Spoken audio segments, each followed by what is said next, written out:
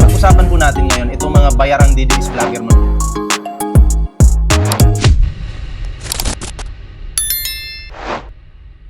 Si Sandro Marcos, talagang bumanat. Okay? Parang sumabog na yata si Sandro eh. So, anyway, ano to? No? Panoorin natin at bigyan natin ng reaksyon. Di raw asal ng tunay na kapatid ang ginawa ni Senator Amy ayon kay Presidential Son at Congressman Sandro Marcos. Totoo naman po yan. Yung ginawa po ba ni Amy Marcos, asal po ba yun ng isang kapatid? Asal po ba yun? Ganun po ba ang magkapatid magsisiraan? Hindi po. Ang magkapatid po dapat nagmamahalan, nagtutulungan. Pero sino po ba yung naninira sa kanilang dalawa? Si Pangulong Bongbong Marcos ba o si Amy Marcos? Tanong ko lang po sa inyo. Sige, sino po ba yung naninira? Yun yung tanong. Ha? Sino po ba yung naninira ngayon? Ang Pangulo ba o si Amy Marcos? Sino po ba yung mabunganga? Si PBBM po ba o si Amy Marcos? Alam mo, Amy Marcos, ang kapal ng baba mo eh. Diba? Ang kapal ng baba mo. Sinaksak mo si PBBM ng baba mo, patalikod. Ha? Asal-aso si Amy. Diba? Aso nga siya ni Sara Duterte. Sinaksak mo ang Pangulo. Sinaksak mo, patalikod. Diba? At huwag kang magtaka. Huwag kayong magtaka. Balang araw, si Sara Duterte, sasaksakin din ang baba niyan, patalikod. Kasi, eto nga eh, nagawa ng traidorin yung kapatid. Ikaw pa kaya na hindi ka naman kadugo? Diba? Hindi ka naman kadugo. Malamang sa malamang, sa mga susunod na buwan, taon, diba? Baka kawawa ka dyan, Sara Duterte. Nag-alaga ka ng ahas. Nag-alaga ka ng mahaba yung baba. Huwag niyong sabihin fake news ako. Totoo naman. Di ba? Totoo naman na mahaba yung baba. Shoutout kay Teo Makata, ha? Teo, natagpuan na natin yung kapatid mo.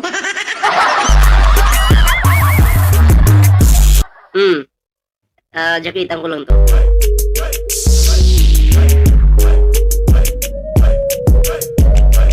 Ayan, nasa hindi pa nakapag-like, share, subscribe, libre po yan. Ano na kayo dyan. Pindutin nyo na yan. Pindutin nyo na yung itlog ni Digong. Hindi. Hindi yung itlog ni Digong. Yung like, yung like dyan, mag-like na kayo. Agwat ng senadora, handa siyang magpa-DNA test basta magpa-hair follicle drug test ang first family. Pinakita ko na yung kahapon sa live ko eh. Diba? Asthmatic yata si PBBM kaya hindi siya pwedeng gumamit ng pinagbabawal na gamot. Tsaka iisa na lang yung kidney niyan.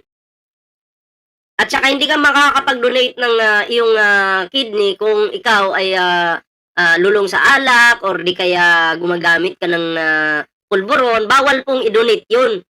Pero kung perfect yung katawan mo, wala kang bisyo, pwede po yun. Ha? And then ngayon, iisa na lang kidney mo, bawal ka pa rin manigarilyo, bawal kang mag-alak, bawal kang magpulburon-pulburon, di ba? Nagigits nyo ba? Hindi naman po demigod si PBBM para, di ba? Magawa niya yun. Sus, Mariusip naman. Ang bihira naman, oh. Tuloy. Sa frontline ng balitang yan, si Marian Enriquez. Sa gitna ng lumalalang gulo sa pamilya Marcos, hindi lang sina Pangulong Bongbong Marcos at First Lady Liza Araneta Marcos ang binanatan kagabi ni Senator Amy Marcos sa INC rally, kundi yung mukha, grabe. Pati, dinamay mo pa si Sandro Marcos. Yun yung mahirap dyan. pati si Presidential Son at House Majority Leader Sandro Marcos. Ano sabi dito? May medyo kasi. Kinasusuklaman ko pa ang pag-alok ng mag-inang si Sandro ng droga sa aking anak at sa iba pang kamag-anak. Grabe yan, sama mo Amy Marcos. Di ba yung anak ni Amy Marcos gumingiwi pa yun? Tingnan nga natin dito sa TikTok. Kung makita ko ba dito. Okay? Oh, anak ni Amy. Ngiwi. Oh, search natin, baka lumabas yan. Oh, Clarify lang. oh ito. Pakita natin. Pakita natin to. Sino ba yung bangag? Oh. Sino ba yung bangag ngayon? Oh, tingnan natin. Magkatabi sila ni Sandro, tingnan nyo kung sino yung bangag. Ako, hindi ko po hinuhusgahan kahit sino sa kanila dyan, wala. Pero, ako'y nagtatanong, sino po ba yung bangag? Oh. O, yan. Sige, tuloy natin. Clarify lang, no? Unang-una, Maganyan siya, oh. clarify lang, no? Unang-una, ayaw naman namin ng away, no? In fact, di ko nga alam bakit sobrang defensive naman ang aking tito, no? Una-una, syempre, tito ko yan, mahal ko yan, no? Iba naman ang personal Parang may nginunguya siya, di ba? kaysa politika, kumbaga, no?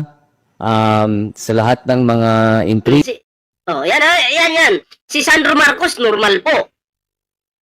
Tapos ngayon, sasabihin, anong sabi niya dito?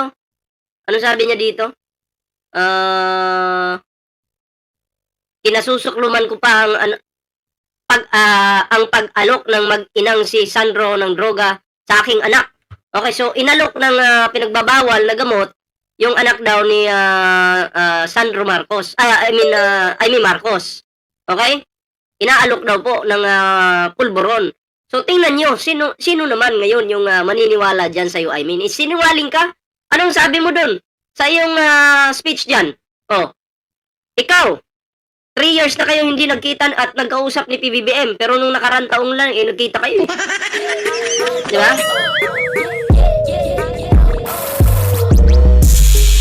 Nagkita kayo eh. Totoo naman yan. Di ba? So, sinungaling ka. Tuloy pa natin to. from mga parties involved kung ano ba talaga ang nangyari. So I think it is also our last time we're gonna talk about this.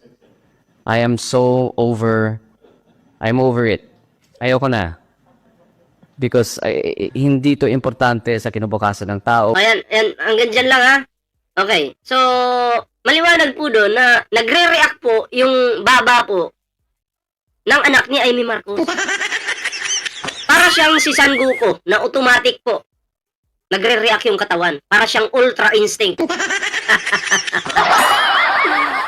Kaya nga lang, kaibahan po dito sa anak ni Amy Marcos, ang nagre-react po yung panga. Yung dito ba? Ito po yung nagre-react. Ito po yung ultra instinct sa kanya. Siya pa si San Goku, di ba? So, automatic po na nagre-react yung panga. Hindi naman kita hinuhusgahan. Pero kasi yung nanay mo mapanghusga. Kami lang naman ay nag-a-analyze lang dito. Tama? Tuloy natin. Ano sabi dito? Kaya nga, nagkita sila sa alyansa, liar si Manang Babalina. Yan yung problema sa boba. Yung nakaasa lang sa script. Tuloy natin. Asa na ba yun? Yan.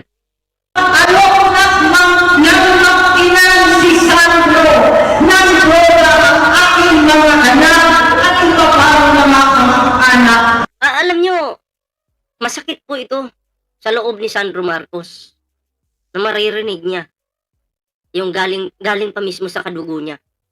Dinamay pa siya eh. Yun yung masakit dun.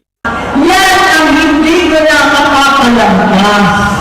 At ngayong umaga, bumwelta ang Batang Marcos. Sa kanyang Facebook post, sinabi niya na ang ginawa ng kanyang tita ay hindi asal ng tunay na kapatid. Anya, masakit na umabot ang kanyang tita Amy sa puntong nagpapakalat na umano ito ng web of lies para guluhin ang gobyerno at itulak ang sarili nitong ambisyon sa politika. Mariing pinabulaanan ni Congressman Sandro ang lahat mula sa alegasyong gumagamit ng droga ang Pangulo, ang First Lady at ngayon pati siya. Gihit niya, wala itong Dinamay talaga lahat, buong pamilya, grabe. Basehan, walang katotohanan at walang mabuting maidudulot sa bayan. Kaya nga raw itong patunayan mismo ng mga pinsan niyang mga anak ni Senator Amy. Dagdag pa ni Sandro, masakit para sa kanya na ang taong tumulong sa kanya sa pagsisimula niya sa politika ay siya ngayong nagtataksil sa kanilang pamilya. Alam mo si Amy, taksil naman talaga yan. Halatang halata naman sa... Yan mukha niya, Ano bang aasahan mo dyan? Pero hindi nagpatalo si Senator Amy. Sa hiwalay na post, binanatan niya ang pamangkin at sinabing gusto lang daw paingayin ni Sandro ang chismis na hindi siya tunay na kapatid ng Pangulo. Kaya hamon ng senadora, magpapa-DNA test daw siya basta magpa-hair follicle job. Hindi. Bakit ka maghahamon? Diba? Ikaw nag-open yan eh. Patunayan mo kung hindi ka ba half. Hindi ka ba half baliw, half tao. Patunayan mo. Diba? Bakit maghahamon ka pa kay Sandro? Si Sandro hindi ka naman hinamon. Nagbigay lang siya ng reaction dun sa sinabi mo. Wala namang sinabi si Sandro Marcos dun na half ka lang. Half tao, half ewan. Diba? Mas maganda, magpa-DNA test ka na kung ikaw ba'y totoong Marcos talaga. Yung buo ka, kung buo ka ba talaga. Diba? Test ang First Family. Ang Malacanang naman bumanat sa anilay paulit-ulit ng script laban sa Pangulo. Bakit naman daw susunod ang Pangulo sa mga nagsasabing magpa-test siya gayong negative na ang drug test result niya noon pang 2021? Uulit-ulitin natin, hindi po tayo magpapadala kung ano ang sinasabi ng mga maiingay. Matagal na po itong naresolba. Uulit-ulitin ko paulit-ulit. Ang Pangulo po ay malinis. Tama. At ang Pangulo po ay hindi magpapadala sa anumang pag-uudyok. Agree rin Oh. ang palasyo sa sinabi ni Sandro na hindi asal ng tunay na kapatid ang ginawa ni Senator Amy. I think he's talking about the character, the attitude of being a sibling. So, totoo naman, sa kapwa natin Pilipino, hindi naman talaga asal ang manira ng sarili mong kapatid. Nagbabalita mula sa Tama yun. Kapatid mo, sisiraan mo. Pwede siguro mag-away kayo. Diba? Pero yung buong, dahil lang sa politika, hindi na kayo magpapatawaran. O normal naman na mag-away yung magkakapatid. Oy, salamat po silent gamer. Normal po na mag-away yung magkakapatid. Pero yung, dahil lang sa politika, matuluyan ng masisira kayo, sisiraan mo na talaga ng tuluyan. Diba? Iba na yun. Hindi na asal pantao yun. Kaya, sayang ka, Amy, sayang ka. Sinuka ka na ng mga loyalista. Ngayon, nakadikit ka lang sa mga, sa mga langaw. Okay? Dito sa mga Duterte. Wala kang tunay na supporter, kaya pagkatapos ng termino mo, ewan ko lang saan ka pupulutin. Wala kang supporter eh. At pasang-awa ngayon pagkapanalo mo. Bakit? Kumapit ka kay PBBM. Kumapit ka kay Sara Duterte. Dalawa yung kinapitan mo, kaya nakahawa ka lang dito sa tenga. Munti ka pang malaglag. Diba? Kaya kawawa ka. Anyway, next topic po tayo. Maraming salamat po sa nag-share ng ating live ngayon. Meron po tayong TikTok, may Facebook po tayo mga pre. Sana po inyong suportahan yan.